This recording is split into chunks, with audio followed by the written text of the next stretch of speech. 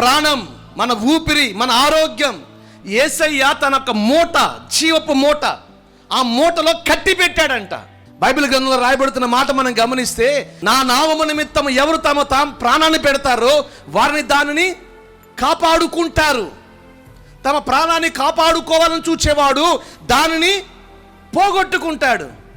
దాని భావం మరొక వచనం యాడ్ చేసి చెప్తాను.